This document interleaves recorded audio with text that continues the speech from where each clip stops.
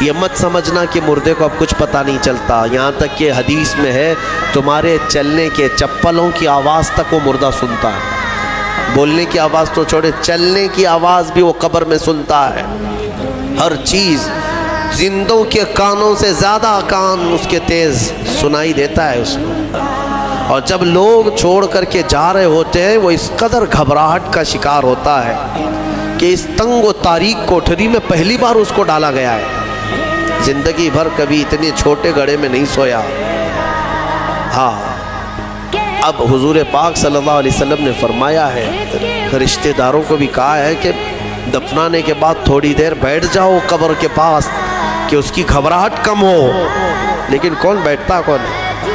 سب کو اپنی جلدی ہے، عزیز لوگ بھی نہیں بیٹھتے، نکل آتے، بھائی ہوں، باپ ہوں، بیٹے ہوں، سب نکل کر کے آ جاتے ہیں۔ یہ مت سمجھنا کہ مردے کو اب کچھ پتہ نہیں چلتا، یہاں تک کہ حدیث میں ہے تمہارے چلنے کے چپلوں کی آواز تک وہ مردہ سنتا ہے۔ بولنے کی آواز تو چھوڑے، چلنے کی آواز بھی وہ قبر میں سنتا ہے۔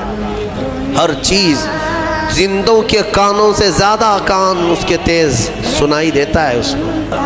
اور جب لوگ چھوڑ کر کے جا رہے ہوتے ہیں وہ اس قدر گھبراہٹ کا شکار ہوتا ہے کہ اس تنگ و تاریک کوٹھری میں پہلی بار اس کو ڈالا گیا ہے۔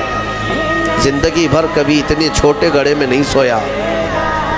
ہاں، اب حضور پاک صلی اللہ علیہ وسلم نے فرمایا ہے، رشتہ داروں کو بھی کہا ہے کہ دفنانے کے بعد تھوڑی دیر بیٹھ جاؤ قبر کے پاس کہ اس کی گھبراہٹ کم ہو۔ لیکن کون بیٹھتا کون ہے؟